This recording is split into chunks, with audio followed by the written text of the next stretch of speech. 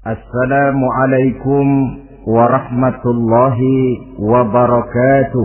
Waalaikumsalam warahmatullahi wabarakatuh. Bismillahirrahmanirrahim.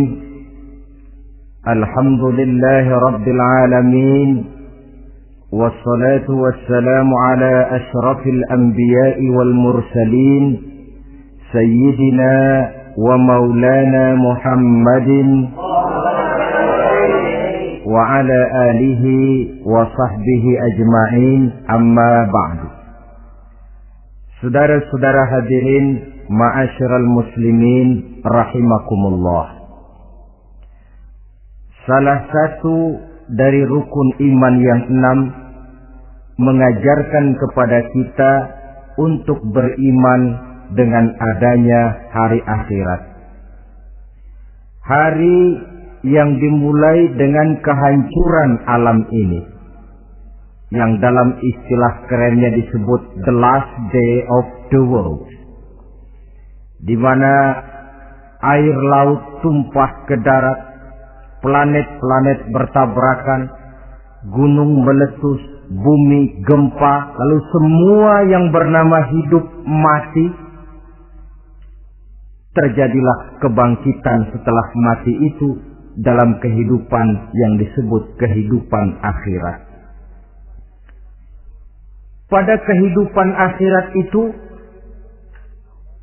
Allah jelaskan dalam surah Abasa ayat 34, Yauma yafirrul mar'u min akhihi wa ummihi wa abihi wa sahibatihi wa banihi likulli imri'in minhum yawma idzin sya'nun yughni. Hari di mana setiap orang akan lari dari saudaranya, dari ibunya dan bapaknya, dari istrinya dan anak-anaknya. Setiap orang pada hari itu disibukkan oleh persoalannya sendiri-sendiri. Sehingga sangat boleh jadi hari itu orang tua tidak lagi sempat memikirkan anaknya. Seorang suami tidak lagi sempat memikirkan istrinya. Seorang teman pun tidak akan sempat memikirkan teman.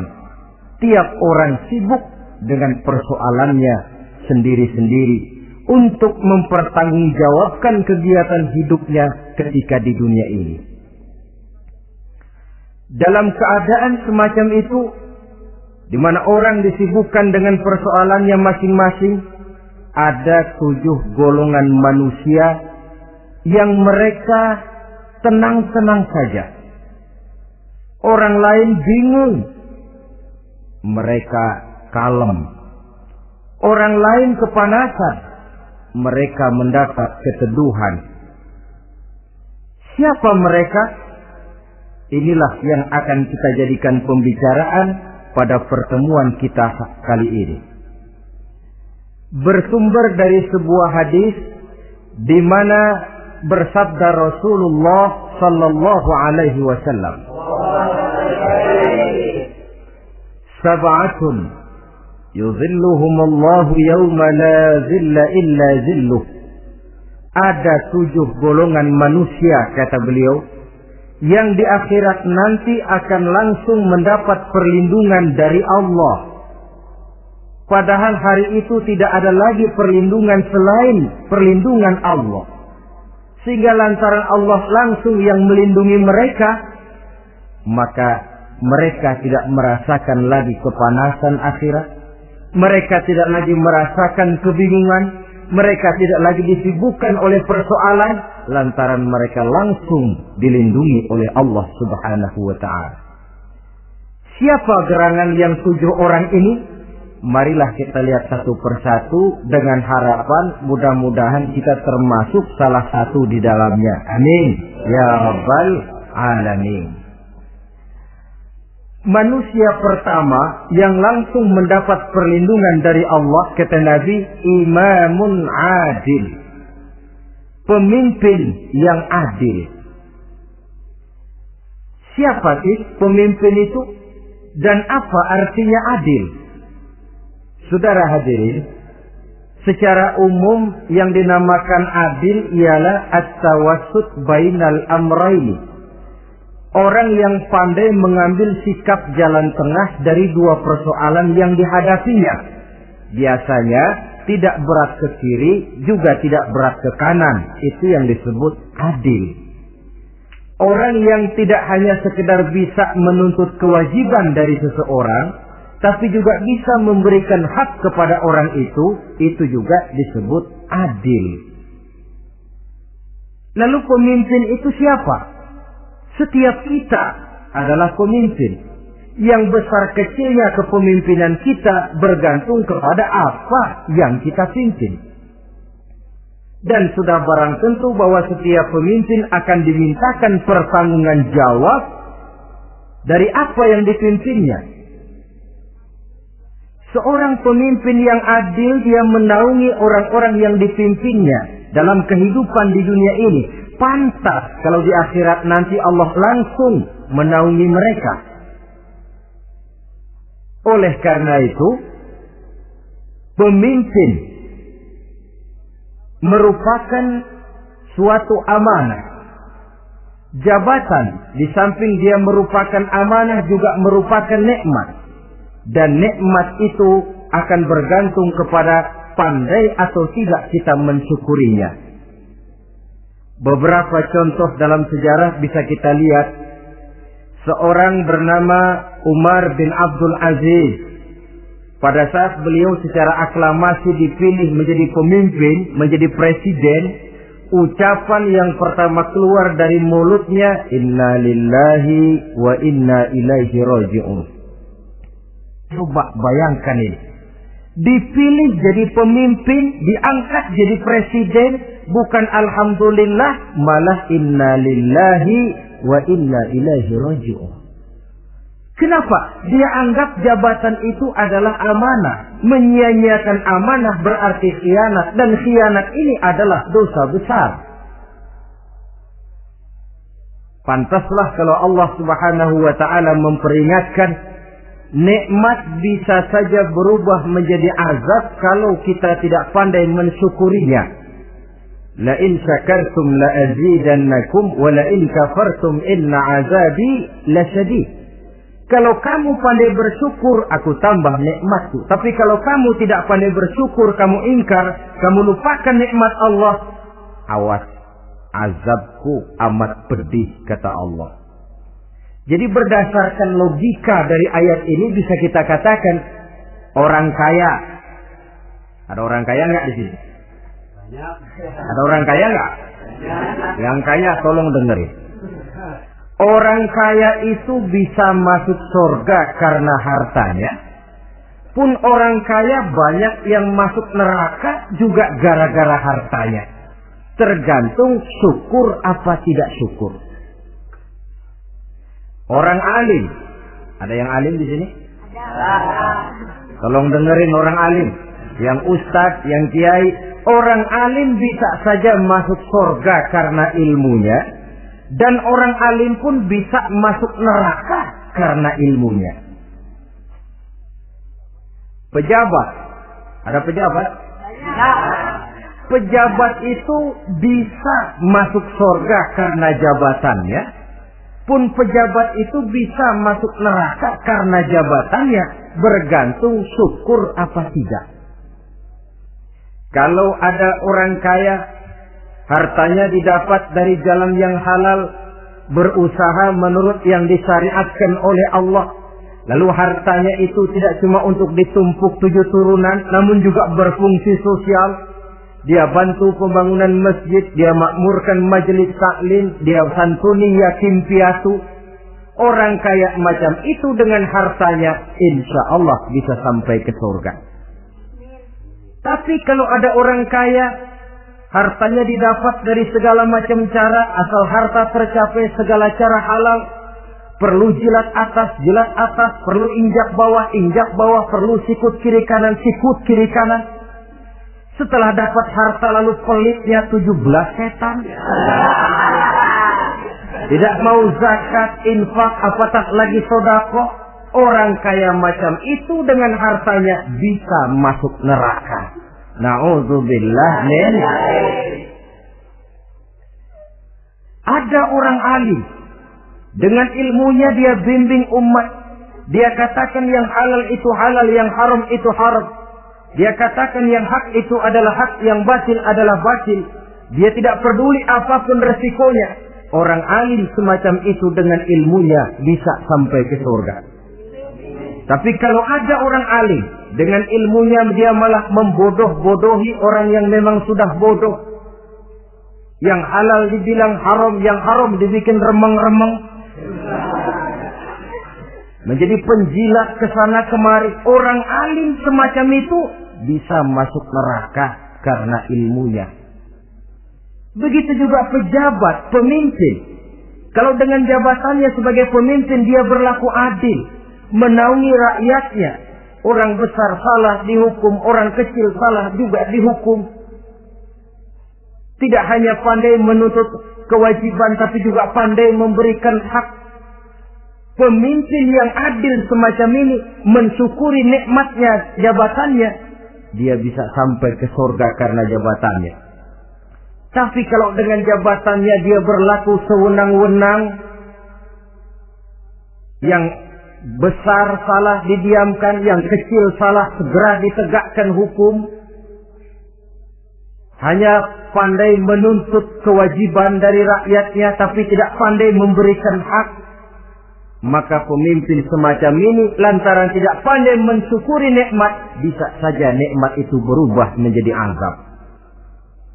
Oleh karena itu saudara-saudara, pemimpin menaungi rakyat, pantas kalau di akhirat nanti Allah langsung menaungi beliau. Siapa pemimpin? Siap kita.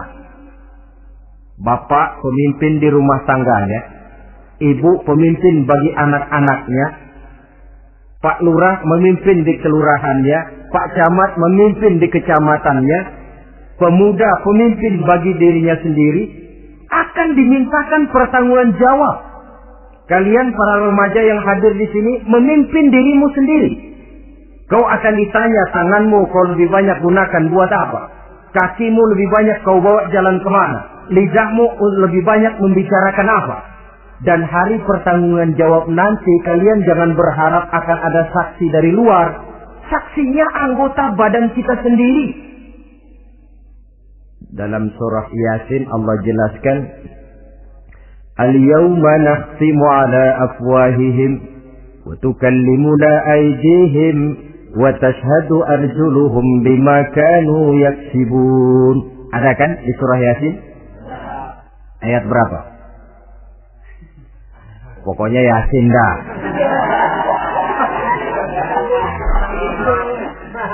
Daripada repot-repot, pokoknya Yasin. Gitu aja biar urusan lancar. Al-yawma nakhtimu ala afwahihim. Pada hari itu kami kunci mulut mereka. Jadi tidak pandai lagi mulut ini bicara. Wa tukallimuna aydihim. Tangan-tangan mereka yang akan bicara kepada kami. Wa tashhadu arjuluhum. Kaki mereka akan memberikan kesaksian.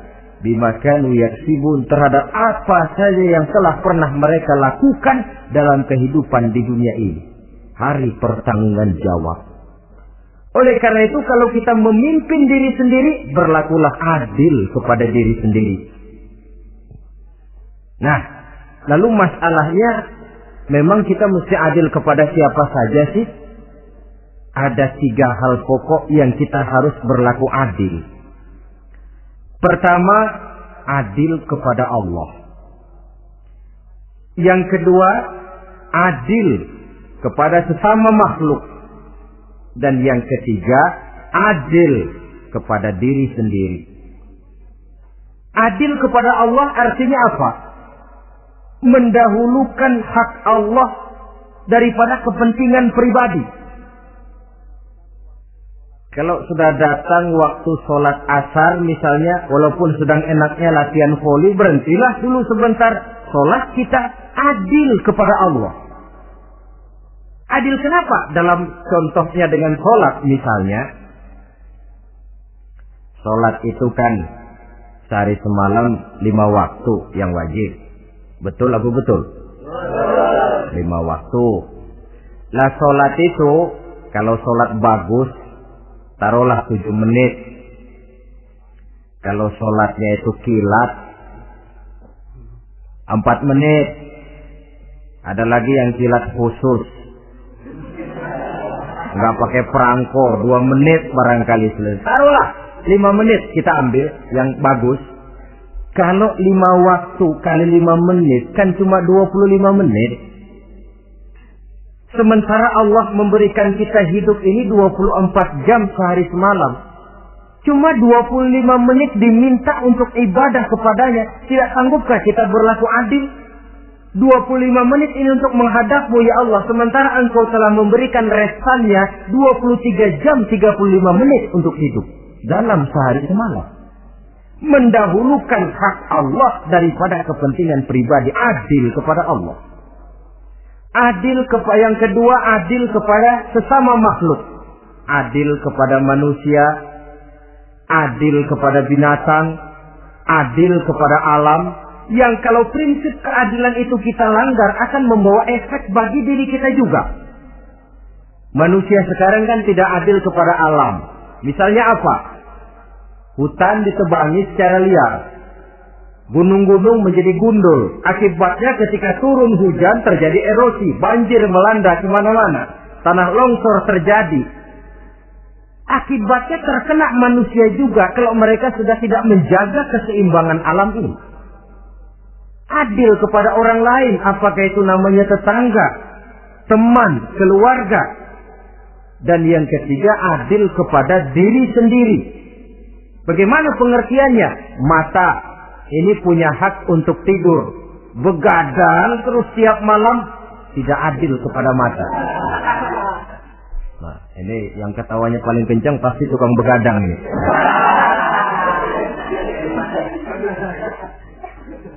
Perut ini punya hak untuk tidur. Puasa sejak siang malam mengurangi hak perut. Adil kepada diri sendiri. Untuk kehidupan yang akan datang di akhirat, pasti akan kita temui. Kita yakini keberadaannya. Yang oleh karena itu, kalau kebetulan kita ini adalah pemimpin, sekurang-kurangnya pemimpin bagi diri sendiri, marilah kita berusaha menjadi pemimpin yang adil.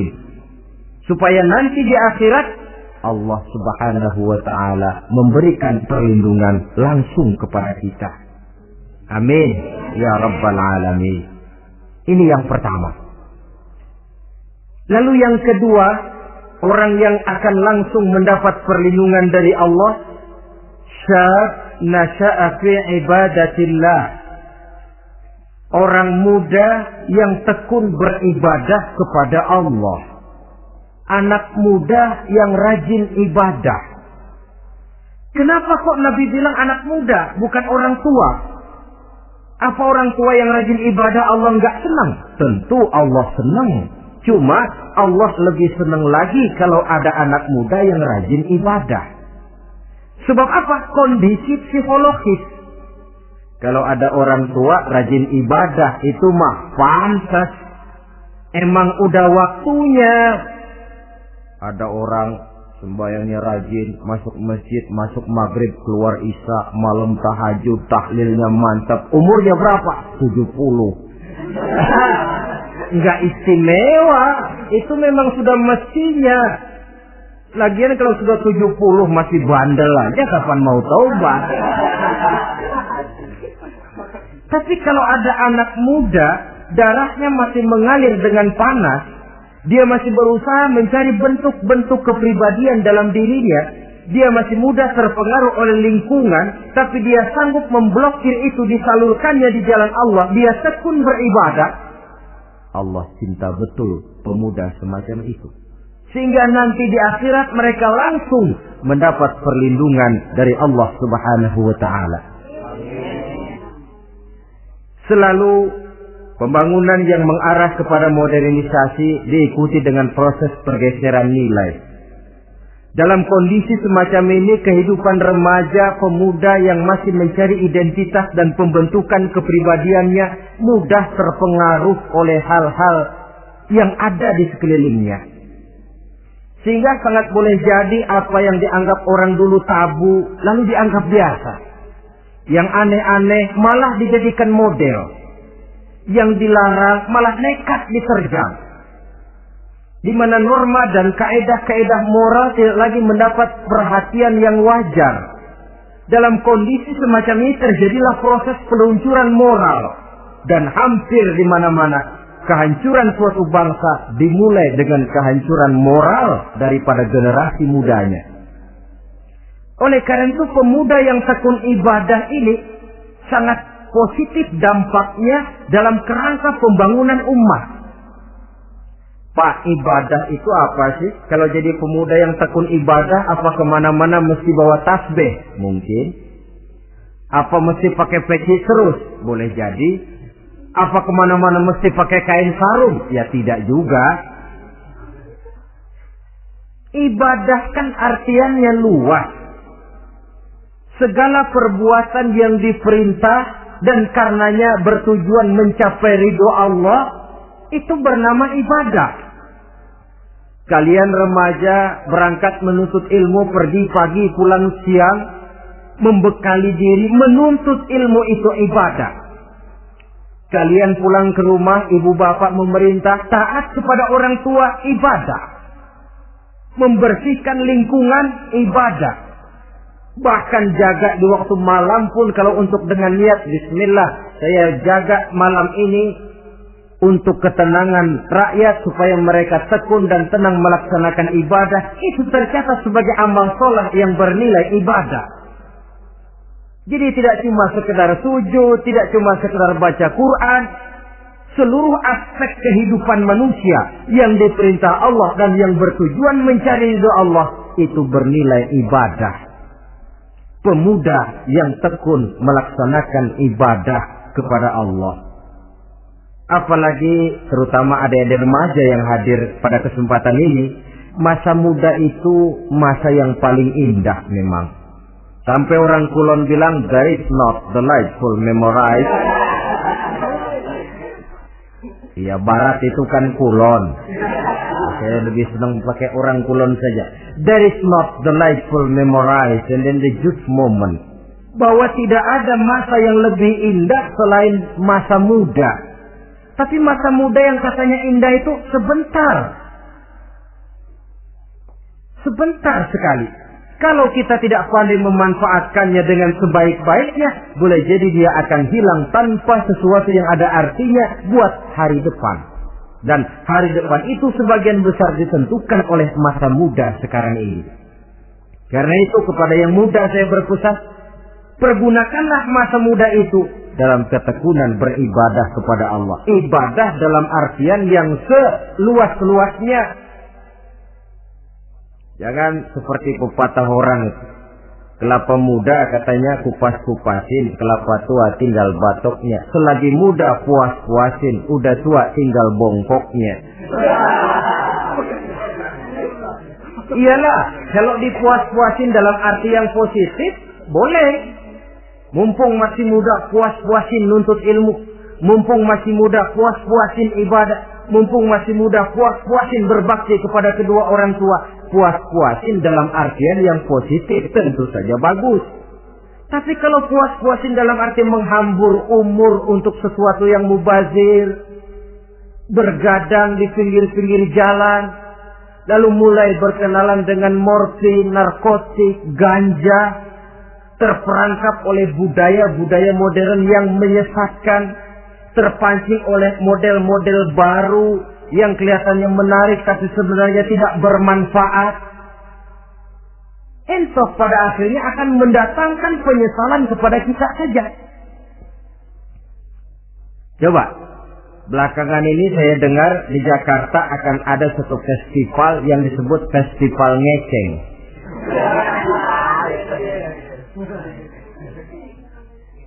Ngeceng ini kalau bahasa gampangnya nampang.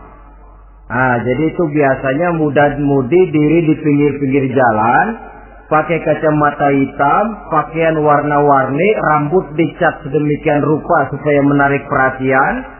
Mereka diri di pinggir-pinggir jalan, nampang, istilah ngepopnya ngeceng katanya. Oh, ini mau diadakan festival, secara langsung atau tidak, festival ini kan mempopulerkan ngeceng jadinya. Yang tadinya orang awam nggak kenal, lantaran diangkat ke permukaan jadi terkenal. Kalau sudah terkenal lalu jadi mode, kalau sudah jadi mode, latahan. Boleh jadi nanti akhirnya ngeceng masuk desa. Bukan cuma sekedar abri masuk desa, bukan cuma sekedar koran masuk desa, ngeceng pun bisa saja masuk desa. Banyak saluran-saluran positif yang sesuai dengan kreativitas jiwa remaja, ketimbang mengadakan sesuatu yang tidak ada manfaatnya, ketimbang menghabiskan umur untuk sesuatu urusan yang mubazir. Sedangkan umur bukan jatah gratis tanpa batas waktu. Ada pertanggungan jawab. Umurmu kau habiskan di mana? Masa mudamu kau selesaikan di mana? Itu akan dimintakan pertanggungan jawab. Nah, pemuda yang tekun ibadah kepada Allah, dampak positifnya apa? Dia punya sandaran vertikal kepada Allah. Jiwanya besar, jiwanya mandiri. Dan ini yang kita perlukan. Pemuda yang siap jadi pelopor, bukan pengekor. Pemuda yang sanggup mandiri dan bukan membanggakan keturunan leluhurnya. Kata pepatah, wa khairun nasi zu syarafin qadimin aqama li nafsihi syarafan jadida wa syarrun nasi zu khumulin idza fakhartahum zakarul jaduda. Generasi yang baik adalah generasi yang punya kejayaan masa lalu, dan buat mereka sendiri mereka mampu mendirikan kejayaan yang baru. Artinya nenek moyangnya memang orang-orang terhormat, tapi dia mampu mandiri mendirikan kehormatan itu bagi pribadinya.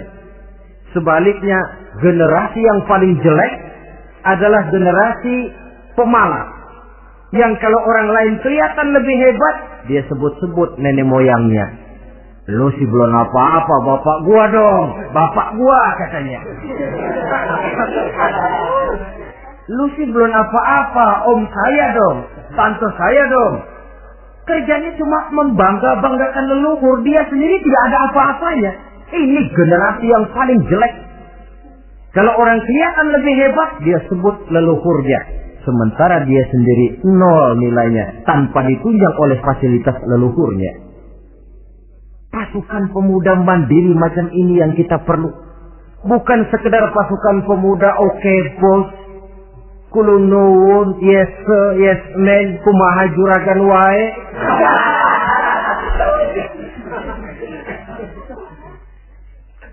Dan terus terang kita miskin dengan pemuda yang mandiri, yang punya kepribadian, yang berani berkata ya terhadap yang benar, dan berani berkata tidak terhadap yang tidak benar.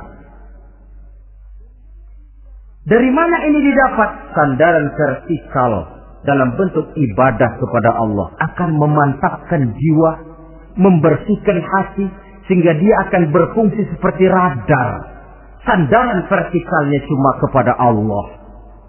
Inilah dampak positifnya.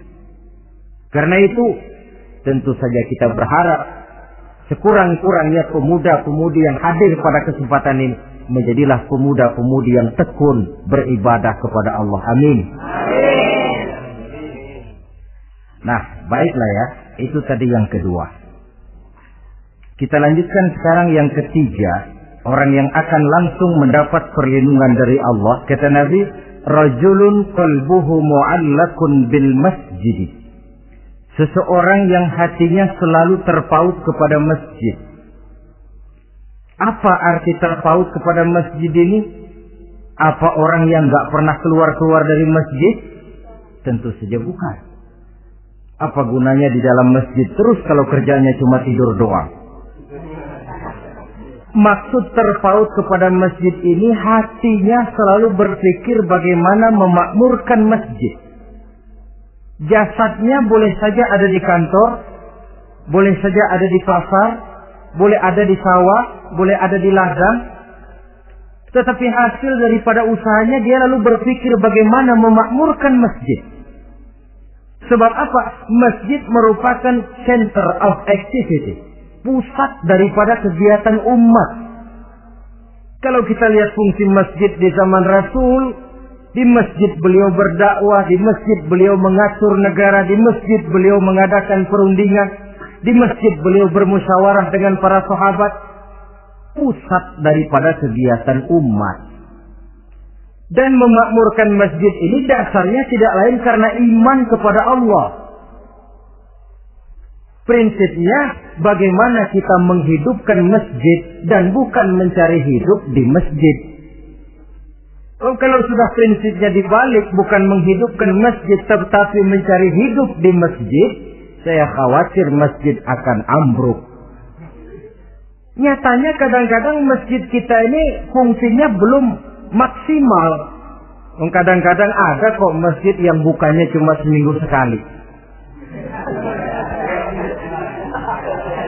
Jumat pagi jam 9 masjid buka, Jumat jam 2 tutup, buka-buka lagi Jumat depan. Seminggu sekali. Kelemahan lainnya manajemen masjid, terus terang sajalah kita bicara.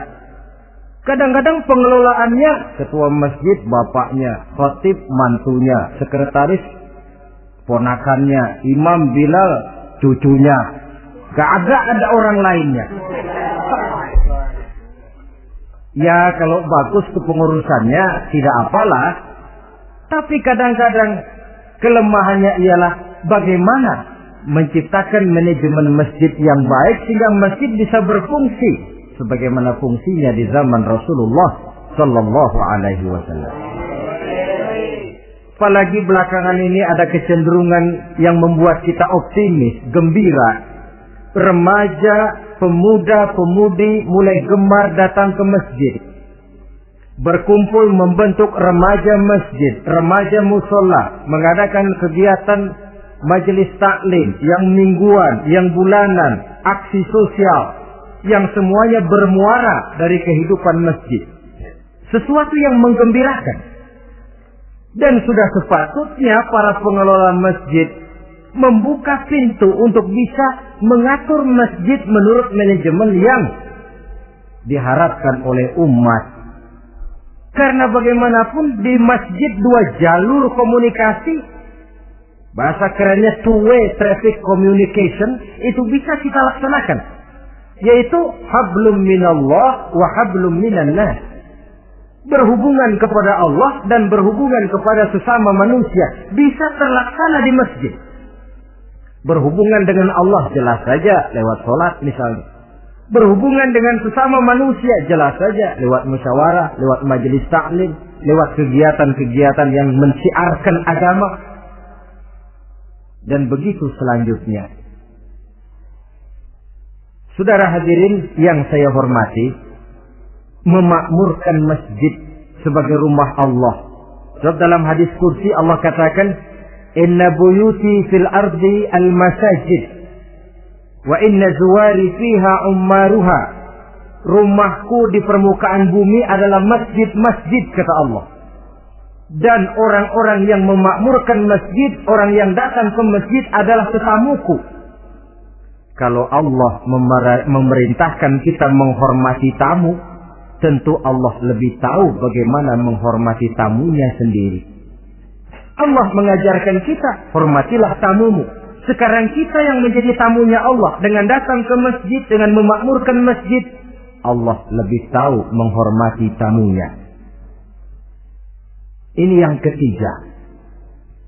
Yang keempat, hadirin, orang yang langsung mendapat perlindungan dari Allah itu rajulani tahabba fillahi ijtama'a alaihi wa tafarraqa alaihi.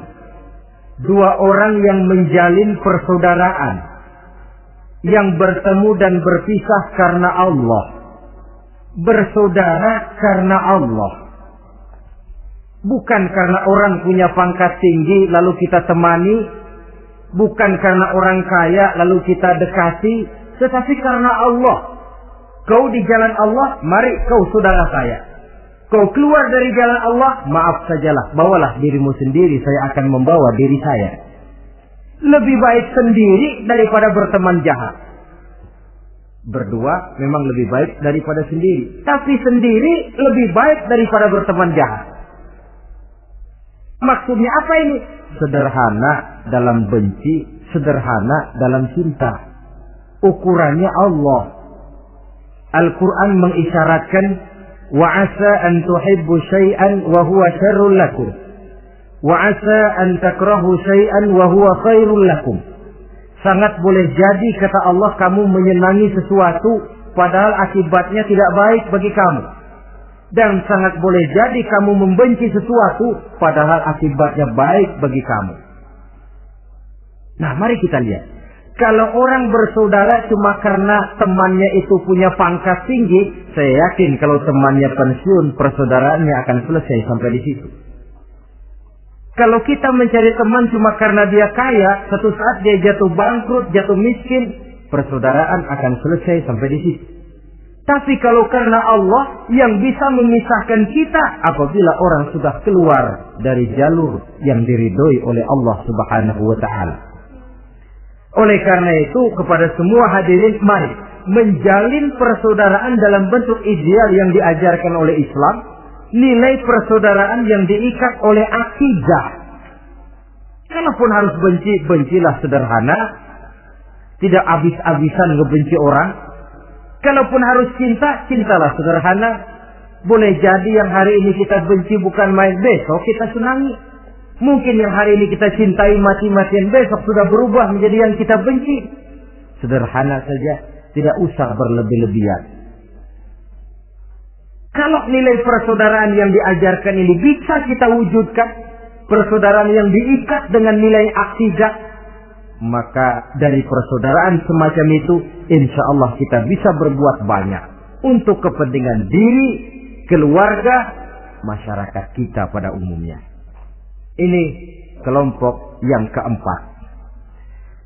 Orang kelima yang nanti langsung mendapat perlindungan Allah, rajulun da'athum ra'atun zatu mansibin wa jamalin ila nafsiha faqala inni akhafullaha rabbal alamin. Seorang laki-laki, kata Nabi, yang dipanggil oleh perempuan cantik.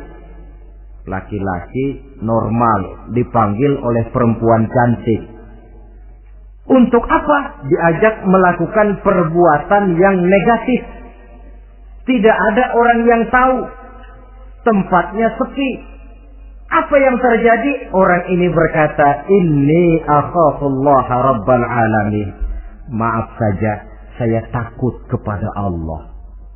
Orang yang bermoral nanti di akhirat langsung dilindungi oleh Allah. Tidak mudah jatuh oleh bujuk rayu. Tidak mudah terpesona oleh wajah-wajah yang menggiurkan. Seperti dalam sejarah yang terkenal itu Nabi Yusuf alaihi salam. Kenal kan Nabi Yusuf? Nabi Yusuf itu bekerja di istana Kitfir. Kitfir ini punya istri namanya Zulaikha. Orangnya cantik. Diam-diam Zulaikha ini rupanya naksir sama Yusuf. Satu hari suaminya tidak ada di rumah, pintu dikunci-kunciin. Setelah pintu semua terkunci, dia panggil Nabi Yusuf, "Hai sana, Yusuf, sini." Kata Yusuf, "Mau ngapain?" "Pokoknya sini." "Iya, mau ngapain?" "Iya, kayak orang-orang, ngapain sih?"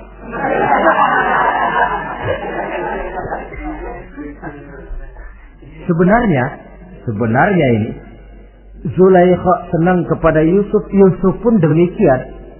Walaqad hammat bihi wa hamma biha. Zulaikha menyenangi Yusuf, Yusuf pun menyenangi Zulaikha. Tapi apa? Walaula an ra'a burhana rabbih. Andai kata Yusuf tidak melihat peringatan Tuhannya, letter S. Yusuf, ini bukan pekarangan ente, dilarang parkir di sini. Sehingga walaupun tidak ada yang tahu, tidak ada yang melihat, Nabi Yusuf selamat dari bujuk rayu Zulaikha. Mempertahankan nilai-nilai moral di tengah kemajuan zaman memang merupakan pekerjaan yang tidak ringan. Merupakan pekerjaan yang sangat berat. akan ada saja cobaan, akan ada saja gangguan yang kita temui di sepanjang perjalanan hidup ini. Tapi sebaliknya, kalau orang sudah tidak lagi menjunjung moral yang tinggi, lalu hidup menurut selera sendiri-sendiri, ya kita lihatlah lahirnya kebudayaan kumpul kebo yang diawali dengan free sex yang mengarah kepada Samenleben alias hidup bersama tanpa nikah. Memang sebabnya boleh jadi macam-macam. Mungkin karena broken home, nggak merasa diperhatikan di rumah, ibu bapak sibuk lalu anak mencari kesibukan sendiri. Mungkin karena tekanan ekonomi dalam kehidupan miskin, lalu ada yang menawarkan kerjaan, tidak taunya malah dilemparkan ke lembah hitam. Mungkin juga karena pengaruh pergaulan dari lingkungan baik-baik lalu berteman dengan yang tidak baik, hanyut di telan arus pergaulan. Mungkin juga pengaruh kebudayaan yang dia tonton, buku yang dia baca, film yang dia lihat, ikut mewarnai dan membentuk kepribadiannya. Tapi apapun alasannya, satu hal yang jelas, semuanya berangkat dari rapuhnya pegangan orang kepada nilai-nilai agama. Sebab sumber nilai moral yang tertinggi tidak lain agama adanya. Intinya apa? Intinya tidak lain, orang yang beragama itu meyakini bahwa kemanapun dia pergi, dimanapun dia berada, Allah selalu melihat yang dia lakukan. An ta'budallaha ka'annaka tarahu fa in lam takun tarahu fa innahu yaraka. Begitu yang kita pelajari dalam ihsan. Engkau beribadah kepada Allah seolah-olah kau lihat Allah. Kalaupun Allah tidak kau lihat, yakinlah Allah melihatmu. Jadi kalau saya sendiri, yang kedua itu Allah. Dibujuk rayu oleh cewek cakep, ayo dah bang, gak ada orang, kita cuma berdua. Dia bilang enggak, kita enggak berdua, bertiga. Berdua bang, bertiga. Yang ketiga siapa? Lu, gue, Allah, tiga.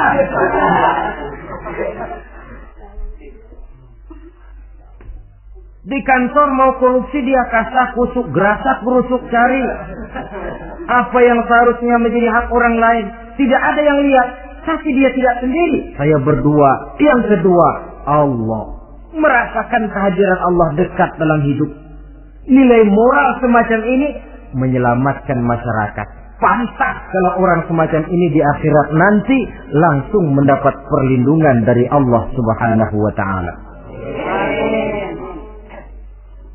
Karena itu terutama adik-adik remaja yang hadir, sebenarnya yang paling mahal dalam hidupmu adalah harga dirimu. Kalau itu sudah terjual dan tergadai, apalagi yang bisa kau banggakan dalam hidup ini?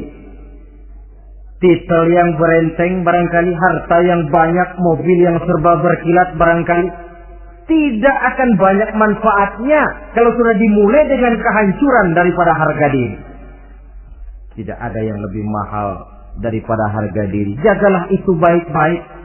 Pelihara nilai-nilai moral. Makin pandai kau jaga diri, insya Allah makin mahal hargamu. Dalam pandangan manusia, lebih-lebih juga dalam pandangan Allah. Pantas kalau pepatah bilang, innamal umamul akhlaqu ma baqiyat, fa in zahabat humu akhlaquhum zahabu. Suatu bangsa akan tegak kalau dia masih punya nilai moral. Bila hancur moral itu, hancur jugalah ketegakan daripada bangsa itu sendiri. Ini yang kelima. Yang keenam, masih dua lagi. Orang keenam yang nanti akan langsung mendapat perlindungan dari Allah, rajulun zakarallaha khaliyan fafadat ainahu. Seseorang yang mengingat Allah dalam kesunyian, lalu berlinang air matanya. Tengah malam dia bangun, bertahajud dia kepada Allah. Gemersik tikar tersentuh tangan, laksana lambaian tangan malaikat maut nak datang merenggut nyawa. Terbayang segala dosa dan kesalahan, tergambar semua kekeliruan yang dilakukan dalam hidup. Lalu air mata pun tanpa terasa berurai membasahi pipi. Orang yang mengingat Allah dalam kesunyian. Saudara, tidak ada orangnya itu yang tidak punya dosa. Coba saya mau tanya, yang kumpul di sini ada nggak orangnya yang nggak punya dosa? Tidak ada. Dan memang orang yang baik itu bukan orang yang tidak punya dosa. Sebab tidak ada orang yang tidak punya dosa. Orang yang baik adalah orang yang apabila dia melakukan dosa, dia segera sadar, dijadikannya itu sebagai pelajaran untuk tidak diulanginya lagi pada masa yang akan datang. Dengan kata lain, mengingat Allah dalam kesunyian itu artinya bertaubat. Ini kan anak muda sekarang nih, kalau diajak bicara taubat, taubat mah urusan 70 ke atas, Pak. Kita ini masih lama. Padahal masalah taubat bukan masalah tua. Masalah taubat adalah masalah dosa, dan masalah dosa adalah masalah manusia sejak dia akil balik sampai dengan kehidupan yang sekarang.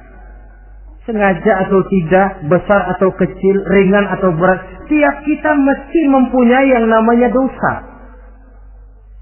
Allah Maha penerima taubat sepanjang nafas belum sampai di kerongkongan. Jadi kalau nafas sudah sampai di tenggorokan, baru kita mau melaksanakan yang namanya taubat. Kasihlah itu.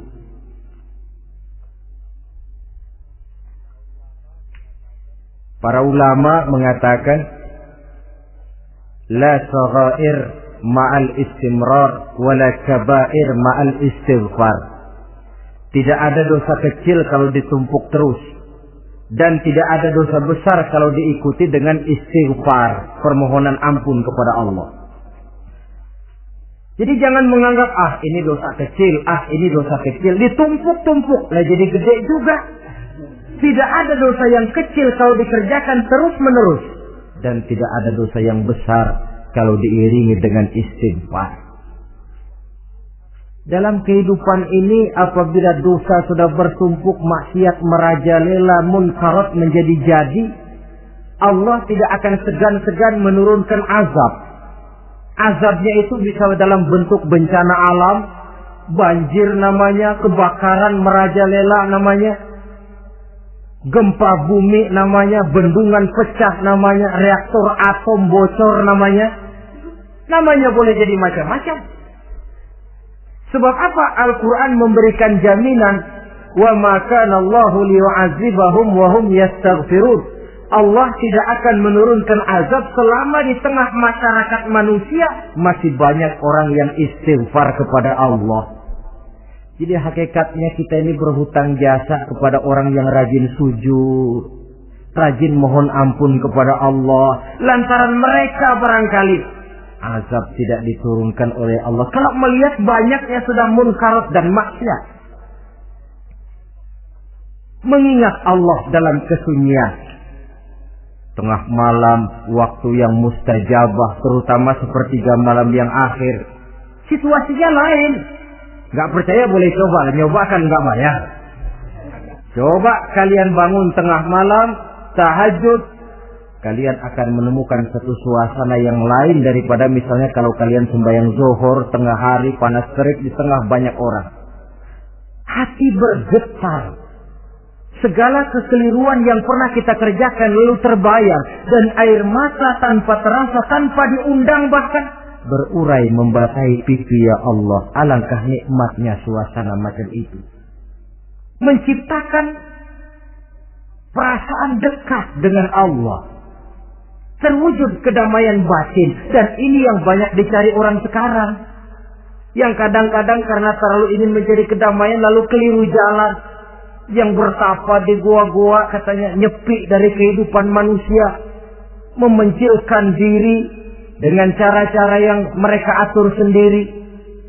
Tidak macam itu. Quran punya resep. Ala inna bizikrillahi tatmainnul qulub. Ketahuilah, dengan banyak mengingat Allah, hati menjadi tenang, jiwa menjadi lapang, pikiran menjadi damai. Ini resep Islam untuk mencapai ketenangan jiwa. Mengingat Allah dalam kesunyian. Saudara hadirin yang saya hormati, ini aspek daripada ibadah. Jadi dengan kata lain, masalah mengingat Allah dalam kesunyian, mengingat dosa bukan urusan orang tua, tapi masalah manusia. Siapapun adanya, sejak dia akil balik, mesti entah kecil besar, entah sedikit entah banyak, ada kesalahan yang dilakukannya. Karena itu, kalau kita masih diberikan kesempatan untuk hidup, artinya Allah masih memberikan kesempatan kepada kita untuk memperbaiki diri. Nanti kalau sudah sangkakala ditiup, alam hancur seperti yang saya jelaskan di awal tadi, sudah tidak sempat lagi, yang tinggal menyesal. Ada yang meratap lalu berkata, ya laitani kuntu turaba, dalam Quran. Aduh, andai kata kita bisa balik jadi tanah aja dah dulunya, jangan jadi orang. Kalau dulu kita tetap jadi tanah mah nggak tanggung jawab apa-apa. Dijadiin orang sekarang mesti tanggung jawab, bagaimana ini? Bingung. Ada yang berkata, ma aghna anni maliya halka anni sultaniyah. Ternyata harta yang saya bangga-banggakan tidak bawa manfaat hari ini. Ternyata jabatan yang pernah saya duduki malah merusak saya hari ini. Tinggal lagi penyesalan karena kelalaian memanfaatkan waktu hidup dalam kehidupan di dunia ini. Karena itu pandai-pandailah membagi orientasi. Ada saatnya kita sibuk tenggelam dalam berbagai urusan dunia, lain saat tenggelam dalam kefanaan dan kesunyian, membekali diri untuk kehidupan akhirat nanti. Sebentar meninggalkan dunia, rekes kepada Allah, mi'raj, naik menghadap Allah, supaya terwujud keseimbangan untuk mencapai fid dunya hasanah wa fil akhirati, kebahagiaan dan kebaikan di dunia maupun di akhirat nanti. Inilah golongan yang keenam. Orang yang langsung mendapat perlindungan Allah, yang mengingat Allah dalam kesunyian. Yang ketujuh, yang terakhir, orang yang langsung mendapat perlindungan dari Allah di akhirat nanti, rajulun tasaddaqa bi sadaqatin fa akhfaha hatta la ta'lama shimaluhu ma tunfiqu yaminuhu. Seseorang yang bersedekah, lalu dia ikhlas dengan sedekahnya sehingga tangan kirinya tidak tahu apa yang diberikan oleh tangan kanannya. Orang yang pemurah, orang yang menyadari bahwa apapun yang dia punya dalam hidup ini cuma sekedar titipan. Fungsinya lalu seperti keran, menyimpan air tapi untuk disalurkan lagi kepada orang yang memang memerlukannya.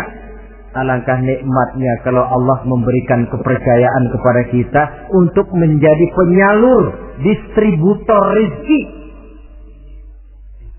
Kalau kita ingat kemari, berpikir ke sini, kita tidak akan sayang lagi. Enak saja yang peras keringat banting tulang cari rezeki saya, sampean datang-datang mau minta. Lah, mungkin rezeki dia tapi lewat tangan kita. Satu kehormatan dari Allah kalau kita dijadikan seperti keran, menyimpan air tapi tidak untuk dirinya sendiri, disalurkannya kepada orang-orang yang memang memerlukannya. Tidak ada orang jatuh bangkrut lantaran bersikap pemurah, dan tidak ada orang jadi kaya raya lantaran dia bakhil atau pelit bin kikir alias medit.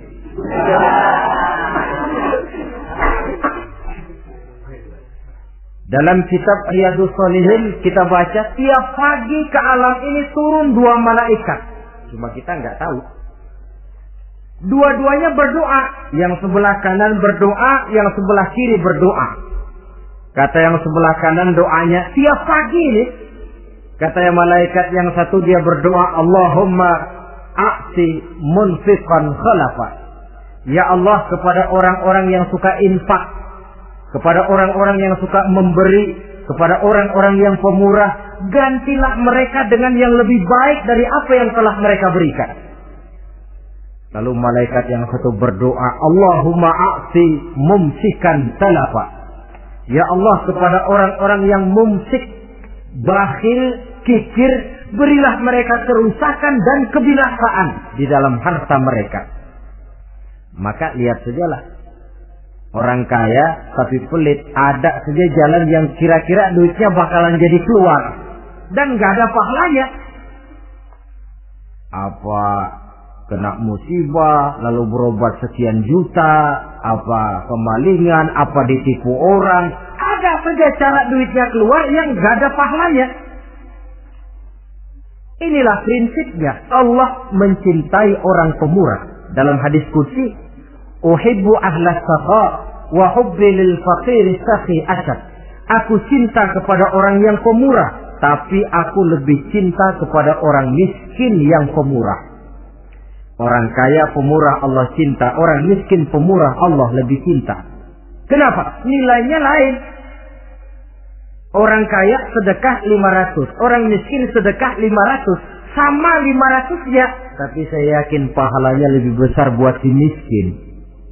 Kenapa? Buat orang kaya 500 apa artinya? Sekelebatan. Buat si miskin 500 dia mesti peras keringat banting tulang, tapi dia berani memberi seperti beraninya orang kaya. Nilai ini yang dilihat oleh Allah.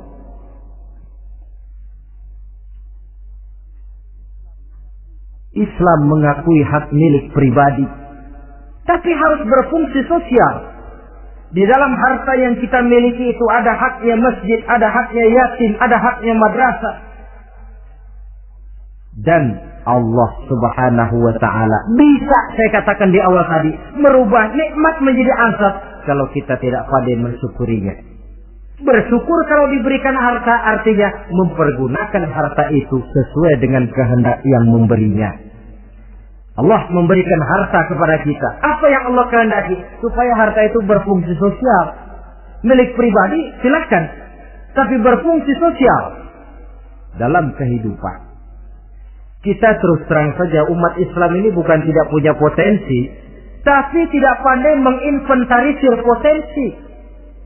Apa tidak ada orang Islam yang kaya? Banyak. Yang belum banyak yang mau berbuat atas nama dan untuk kepentingan agamanya. Kalau buat pribadinya, berani bukan main. Itulah yang sering diungkapkan orang, pembangunan pesantren terlunta, ya, asrama yatim piatu tidak terurus. Ada orang membangun masjid, meletakkan batu pertama sekaligus jadi batu terakhir.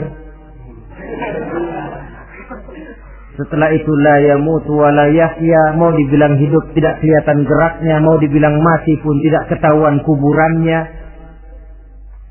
Kurangnya kesadaran akan arti amanah dan titipan dari Allah.